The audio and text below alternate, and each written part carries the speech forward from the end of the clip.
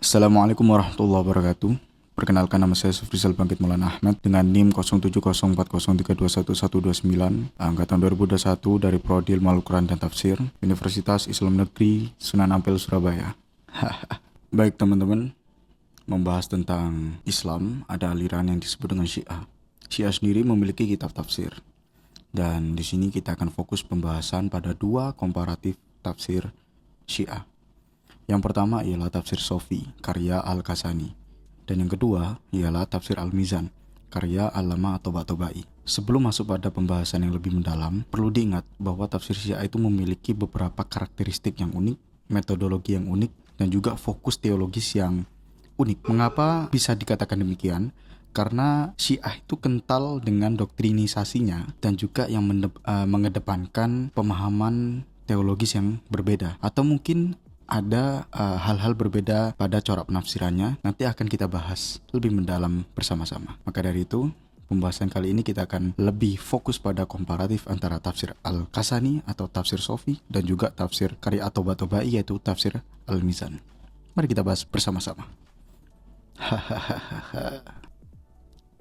Sebelum itu kita perlu mengetahui biografi dari dua imam ini. Dimulai dari Al-Kashani dengan nama lengkap Muhammad bin Syah Murtado bin Syah Mahmud, dikenal dengan Mula Muhsin oleh gurunya dan juga diberi julukan Faid Al-Kashi. Menurut gurunya, Mula Muhsin adalah orang yang memiliki keutamaan dalam ilmu, seorang hakim, teolog, ahli hadis, fikih, dan seorang sastrawan. Ia lahir di Kashan pada 1007 Hijriah dan wafat pada usia 84 tahun di tahun 1091 Hijriah. Al-Kashani memiliki motivasi dalam menyusun kitabnya ini dari permintaan sebagian ikhwannya untuk menulis tafsir Al-Quran berdasarkan keterangan dan riwayat para imam maksum, dan juga adanya sumber-sumber riwayat Ahlul Bait yang dapat dirujuk sebagai sumber dari kepenulisan kitab tafsir ini. Kitab tafsir ini juga memiliki metode dan corak penafsiran dengan metode bil ma'thur dan juga corak tafsir madhabi. Yang kedua ialah Tabatabai. Memiliki nama lengkap Al-Said Muhammad Husain bin Al-Said Muhammad bin Muhammad Husain bin Al-Mirza Ali Asghar Syekh Al-Islam At-Tabatabai Al-Tabriz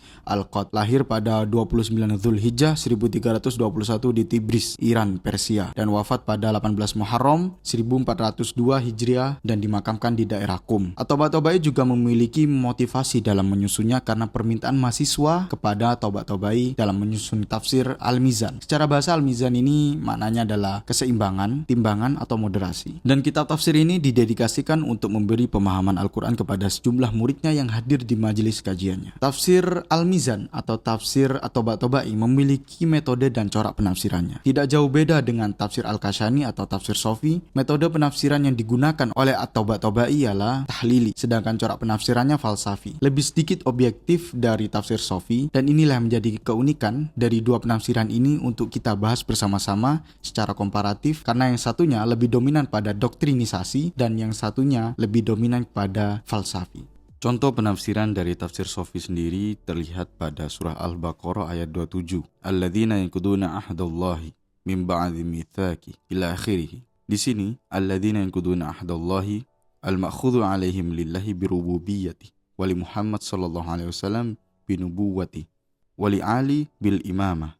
Di sini ada diksi imamah. Imamah merupakan doktrin fundamental dalam Syiah yang berkaitan dengan kepemimpinan dan merupakan salah satu prinsip pokok agama Syiah. Di sini, beberapa referensi mengatakan agama Syiah bukan agama Islam dengan aliran Syiah. Hal inilah yang menjadi keunikan tersendiri dalam tafsir ini, karena dominannya doktrinisasi yang ada dalam tafsirnya. Sedangkan dalam contoh tafsir Tabatabai, saya mengambil contoh yang paling gampang dan paling simpel, yaitu pada surah An-Nisa ayat 34. Ar-rijalu qawwamuna 'alan nisa bima faddalallahu ila akhirih. Lafaz qawwam ini diambil dari kata qiyam yang berarti iradah al-ma'ashi, yakni pengaturan kehidupan. Sedangkan yang dimaksud dengan al-fadala yakni kelebihan akal. Adapun maksud yang dari ayat ini, Allah melebihkan sebagaimana mereka atas bagian yang lain disebabkan oleh keutamaan alamiah seorang laki-laki atas perempuan, yakni kelebihan dalam hal potensi reflektif. Potensi ini meliputi keberanian, kekuatan, dan kemampuan mengatasi kesulitan-kesulitan. Berbeda dengan kehidupan perempuan yang lebih sensitif dan emosional dengan berlandaskan kelebutan dan kehalusan. Sedangkan yang dimaksud dengan mereka laki-laki menginfakkan sebagian dari harta mereka adalah mahar dan nafkah yang diberikan kepada perempuan.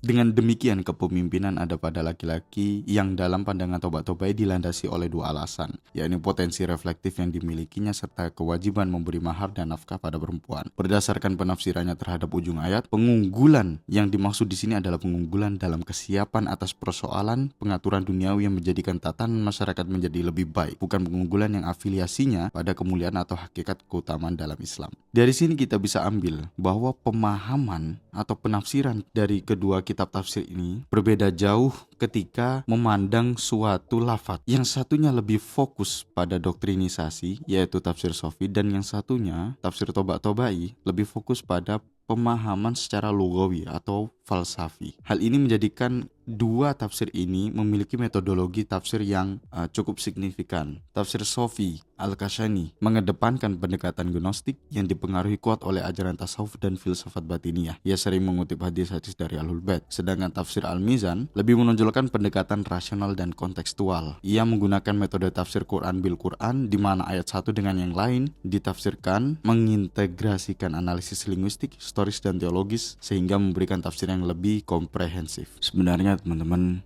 dari pembahasan komparatif antara tafsir Sofi dan juga tafsir Al-Mizan, hal ini memberikan kita sinyal bahwa tidak perlu satu pendapat saja yang perlu kita dalami, tapi juga untuk memperluas cakrawala berpikir, bagaimana kita memandang dunia dengan ciptaan-ciptaan Allah yang bermacam-macam, dalam bagaimana kita mengubah pola pikir bahwa referensi itu penting sebagai pandangan dalam belajar dan juga bagaimana bahan literasi. Dan ini memberikan kontribusi signifikan dalam khazanah tafsir Syiah yang harusnya kita bangga bahwa keduanya justru memperkaya cara pandang kita terhadap tafsir Al-Quran. Tafsir Sofi mengajak kita menyelami kedalaman spiritual teks, sementara tafsir Al-Mizan menawarkan interpretasi yang lebih logis dan universal serta objektif melalui pembedahan melalui setiap lafaz antara makna dengan makna yang lain, Quran bil Quran.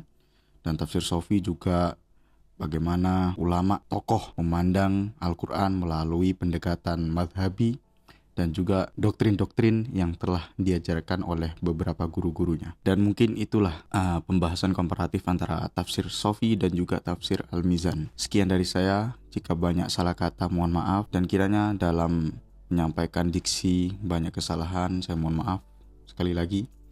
Terima kasih, saya Rizal Bangkit Maulana Ahmad. Assalamualaikum warahmatullahi wabarakatuh.